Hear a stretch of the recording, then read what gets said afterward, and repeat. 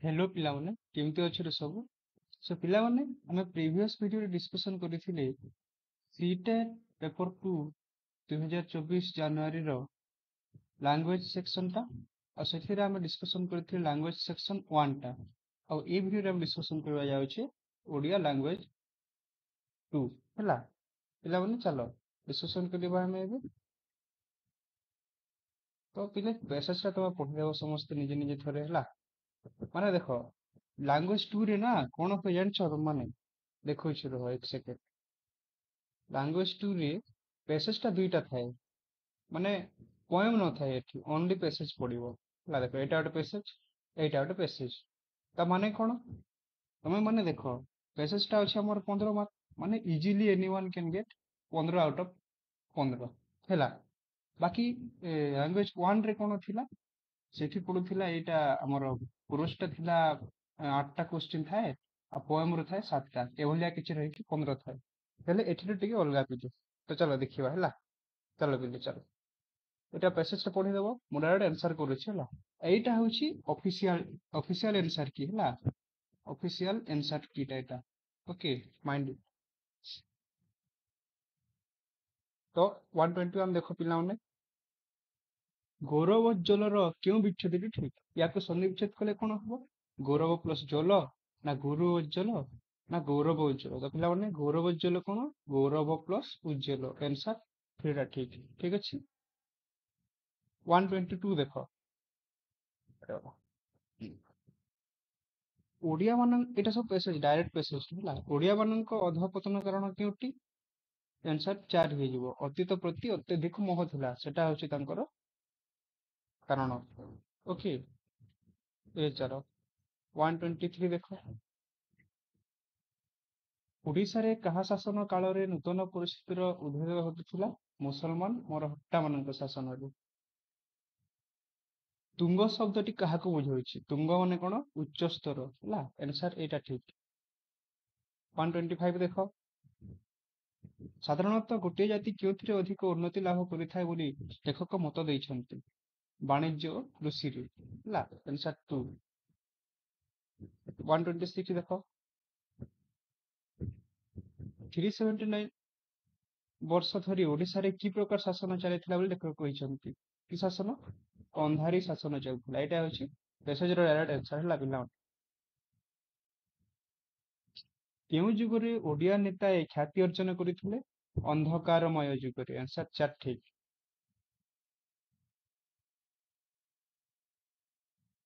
ଓଡ଼ିଶାରେ ଅନ୍ଧକାରମୟ ଯୁଗରେ ରାଜକର୍ମଚାରୀ କେଉଁମାନେ ଥିଲେ? ରାଜକର୍ମଚାରୀ ଥିଲେ ଅଣ ଓଡ଼ିଆ ମାନେ ହେଲା। ଏଇଟା ହଉଛି ଯୋଉ 8ଟା କ୍ୱେଶ୍ଚିନ୍ ଅଛି, ଡାଇରେକ୍ଟ ପେସେଜ। ଡାଇରେକ୍ଟ ପେସେଜ ରୁ ଏଇଟା ମାନେ anybody can easily get 8 out of 8. Okay, no doubt. ଏବେ ଚାଲ ଦେଖିବା ଆମେ ନେକ୍ସଟ ପେସେଜଟା ଯୋଉଟା ଅଛି, ଏଇଟା ଗୋଟେ ବି ପ୍ରୋଜ ହେଲା। ଦୁଇଟା ପ୍ରୋଜ ପଡେ। ପ୍ରୋଜ ଟା ପଢିଦେବ ତୁମେ। ଏଇଟା ବୈଜ୍ଞାନିକ ମାନଙ୍କର ଏଇ ଯୋଉ ଆମର ରିକମ୍ବିନାଣ୍ଟ ଡିନୋ ଟେକ୍ନୋଲୋଜି ଅଛି, ଜୁଲୋଜି ପାଠ, ରିକମ୍ବିନାଣ୍ଟ ଡିନୋ ଟେକ୍ନୋଲୋଜିର ଏଇଟା ଅଛି, ଆରଡି ଟେକ୍ନୋଲୋଜିର କନସେପ୍ଟଟା, ତାକୁ ଟ୍ରାନ୍ସଲେସନ କରାଯାଇଛି ଏଠି। ତ ଚାଲ ପିଲେ ଦେଖିବା ହେଲା। 129 ରୁ ଷ୍ଟାର୍ଟ ହବ। ଡିଏନଏ ରେ ନୂତନ ଜୀବ ମାନଙ୍କର କେଉଁ ଜିନିଷ ଲୁଚିଥିଲା? ଏମାନଙ୍କର ସଂକେତ ଲୁଚିଥିଲା। ଆନ୍ସର 3 ଠିକ। ଜିନ୍ ଭିତରେ ସ୍ନାୟୁ ଉତ୍ତେଜକ ପଦାର୍ଥ ସଂଯୁକ୍ତ କଲେ ସନ୍ତାନ ସନ୍ତତିଙ୍କର ସ୍ଥିତି କଣ ହେବ? ସରି ପିଲାମାନେ, ଟିକେ ଟେକ୍ନିକାଲ ଗ୍ଲିଚ ହେଇଯାଇଥିଲା ରେ, ଟେକ୍ନିକାଲ ପ୍ରୋବ୍ଲେମ। ଠିକ ଅଛି, ହଉ ଆମେ କ୍ୱେଶ୍ଚିନ୍ ଦେଖିବା। 131 ଯାଇଥିଲା, ଡିଏନଏ ରୁ ରୋଗ ସୃଷ୍ଟିକାରୀ ଅଂଶକୁ କାଢିଦେଲେ କଣ ସୃଷ୍ଟି କରିବା ସମ୍ଭବପର? ୟାର ଆନ୍ସର ହେଇଯିବ ନିରୋଗ ମଣିଷ। ଠିକ ଅଛି, ଚାଲ। ଜୀବକୋଷର କେଉଁ ପରିବେଶରେ ନାଭି କେନ୍ଦ୍ର ଆହୁରି ସକ୍ଷୁଦ୍ର? ଶୁଷ୍କ ପରିବେଶ ହେଲା। ଆନ୍ସର 2 ହେଇଯିବ ଠିକ। 133 ଦେଖ, ଦୁରୂହ ଶବ୍ଦର ଅର୍ଥ କଣ? ଦୁରୂହ ଅର୍ଥ ହଉଛି ନା କଷ୍ଟକର। ଠିକ ଅଛି। 134 ଦେଖିବା, ବୈଜ୍ଞାନିକ ଗଣ କିପରି ଜିନର ପ୍ରାକୃତିକତାକୁ କୃତ୍ରିମ କରିବାକୁ ସମ୍ମୁଖ ହେଲେଣି ହସ୍ତକ୍ଷେପ କରି? ଠିକ ଅଛି। ସଂଯୁକ୍ତରେ କେଉଁ ଉପସର୍ଗ ରହିଛି? ସଂଯୁକ୍ତ ମାନେ କଣ କହିଲ? ସମ। ସମ ଟା ରହିଛି ଏଠି। ଆନ୍ସର 2 ହେଇଯିବ।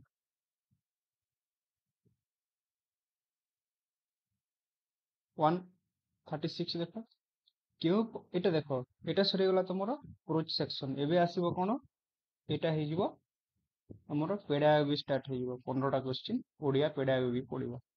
15ଟା କ୍ୱେଶ୍ଚିନ୍ ଅଛି ଓଡ଼ିଆ ପେଡାଗୋଗି, ଠିକ ଅଛି। ତ ଆରାମ ସେ ପ୍ୟାସେଜରୁ ତମ ମାନେ ପାଇଯିବ 15 out of 15, no doubt. Language 2 ରେ ଇଜି ରହେ ଟିକେ।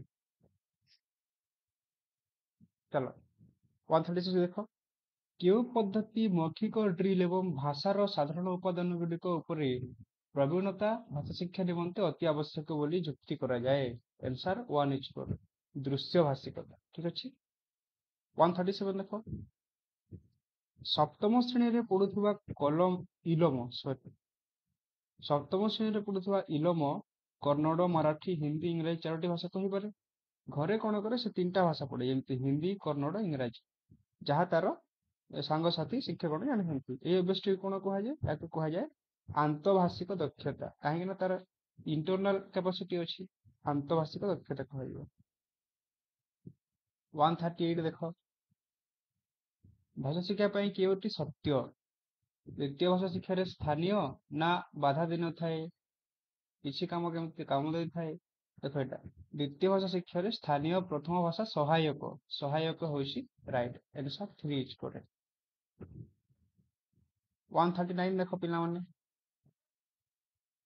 ଷଷ୍ଠ ଶ୍ରେଣୀର ଜଣେ ଶିକ୍ଷକ କ୍ଲାସରୁମରେ ଚାମଚ, ପ୍ଲେଟ, ବାସନ, ବାକ୍ସ, କଡ଼େଇ ଆଦି ଆଣିଲେ ଜିନିଷକୁ ଶବ୍ଦ ଜ୍ଞାନ ବଢେଇବେ ସେ, ତ ଏହାକୁ କଣ କୁହାଯିବ? ଶିକ୍ଷଣ ସାମଗ୍ରୀ, ରନ୍ଧନ ଦ୍ରବ୍ୟ, ରିଅଲିଆ ନା ରିଅଲ ଲାଇଫ ଥିଙ୍ଗ? ଏହାକୁ କୁହାଯିବ ରିଅଲିଆ କୁହାଯାଏ ପିଲାମାନେ, ହେଲା ମନେ ରଖ। ଚାଲ 140 ଦେଖିବା ଘୋଷିତ ଜ୍ଞାନ କଣ?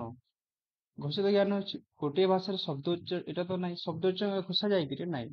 ଏକ ବ୍ୟାକରଣ ପାଠ୍ୟରେ ଭୁଲ ଚିହ୍ନଟ ବିଷୟରେ ଜାଣିବା। ନା, ଭୁଲ ଚିହ୍ନଟ ଘୋଷା କେମିତି ହୋଇପାରିବ? ବ୍ୟାକରଣ ପାଠ କେମିତି କରାଯିବ? ନା ନା, ଏଇଟା ସବୁ ଟେକ୍ନିକ, ଏଇଟା ହେଲା ଆନ୍ସର 2 ଇଜ କରେକ୍ଟ। ବ୍ୟାକରଣ ପାଠ ବିଷୟରେ ଜ୍ଞାନ ଲାଭ କରିବା ହେଉଛି ଘୋଷିବା। 141 ଦେଖ ଯେଉଁ ପରିସ୍ଥିତିରେ ବସ୍ତୁର ବିପରୀତ ଧର୍ମୀ ପଦାର୍ଥ ସାହାଯ୍ୟ ବସ୍ତୁ ସମ୍ପର୍କରେ ଅଧିକ ଜାଣିବା ପାଇଁ ନିଆଯାଏ, ସେ ଧରଣର ପଦ୍ଧତିକୁ ଭାଷା ଶିକ୍ଷା କେଉଁ ପ୍ରକାର ବିଶେଷ କୁହାଯାଏ? ଏହାକୁ କୁହାଯାଏ ଆଲୋଚନାତ୍ମକ ସାକ୍ଷରତା। ହ୍ୱାଟ ଇଜ ଭାଷା ପରିବର୍ତ୍ତନ କଣ? ଟ୍ରାନ୍ସ ଲାଙ୍ଗୁଏଜ ମାନେ କଣ? କ୍ଲାସରୁମରେ ଏକରୁ ଅଧିକ ଭାଷାକୁ ସମ୍ବଳ ରୂପେ ବ୍ୟବହାର କରିବା ହେଉଛି ଟ୍ରାନ୍ସ ଲାଙ୍ଗୁଏଜ, ହେଲା। ଟ୍ରାନ୍ସ ଲାଙ୍ଗୁଏଜ ହେଉଛି ଭାଷା ଶିକ୍ଷାରେ କ୍ଲାସରୁମରେ ତମେ ଯେମିତି ମ୍ୟାକ୍ସିମମ୍ ଲାଙ୍ଗୁଏଜକୁ ଆଡପ୍ଟ କରିବ, ତାକୁ ହେଉଛି ଟ୍ରାନ୍ସ ଲାଙ୍ଗୁଏଜ, ଭାଷା ପରିବର୍ତ୍ତନ। 143 ଦେଖ ଭାଷାରେ ଶୁଦ୍ଧ ଲିଖନ ଆହରଣର କେଉଁ ପଦ୍ଧତିଟି ସମ୍ପୃକ୍ତ? ଶୁଦ୍ଧ ଲିଖନ ମାନେ ଯୋଉ ଟେକ୍ନିକଟା ଅଛି ରାଇଟିଂ ର, କୋଉଟା ସେଟା ହେଉଛି ଅପସନ 4, ଯେମିତି ବୁଦ୍ଧିମନ୍ଥନ, ବ୍ରେନ ଷ୍ଟ୍ରମିଂ, ପଏଣ୍ଟ ଲେଖିବ, ଆଉଟଲାଇନ କରିବ, ଡ୍ରାଫଟିଂ କରିବ, ଚିଠା ଲେଖିବ, ଆଉଟଲାଇନ କରିବ, ଯୋଉଟା ସମ୍ପାଦନ କରିବ, କାର୍ଯ୍ୟ ଶେଷ କରିବ, ଏଟା ହେଇଯିବ 4 ନମ୍ବର ଠିକ। 144 ଦେଖ ଗୋଟିଏ ସମାଜ ବିଜ୍ଞାନ କ୍ଲାସରେ ବିଦ୍ୟାର୍ଥୀଗଣ ଶିକ୍ଷକଙ୍କ ବକ୍ତବ୍ୟର ମୁଖ୍ୟ ଉଦ୍ଦେଶ୍ୟ ଜାଣିବାକୁ ଚେଷ୍ଟା କରିଛନ୍ତି। ମାନେ ସାମାଜିକ ବିଜ୍ଞାନ କ୍ଲାସରେ ଶିକ୍ଷକଙ୍କର କଣ ପଢୁଛନ୍ତି ସେଟା ଜାଣିବାର ଅଛି ପିଲାମାନଙ୍କୁ। ତାର ନିଷ୍କର୍ଷ ଲେଖିବାକୁ ଚେଷ୍ଟା କରନ୍ତି, ତାର ମାନେ କନକ୍ଲୁଜନ ଟା ସେମାନେ ଜାଣିବାକୁ ଚେଷ୍ଟା କରିଛନ୍ତି।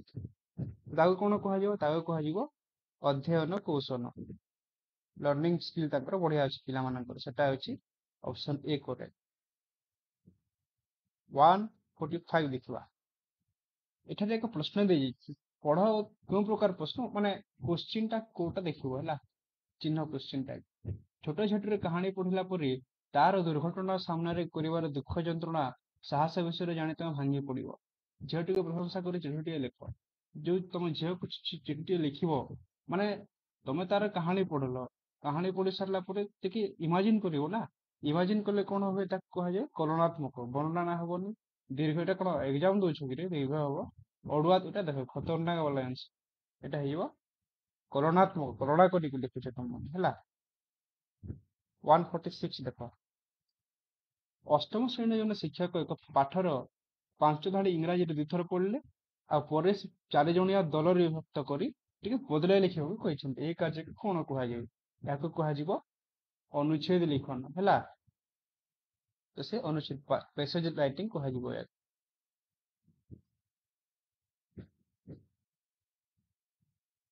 ଶିକ୍ଷାର ଭାଷା ବା ଭାଷାରେ ପ୍ରବୀଣତା ବିଭିନ୍ନ ପ୍ରକାର ବିଷୟ ପ୍ରସଙ୍ଗ ଆବଶ୍ୟକ କରିଥାଏ। ଏହା ହେଉଛି କଣ?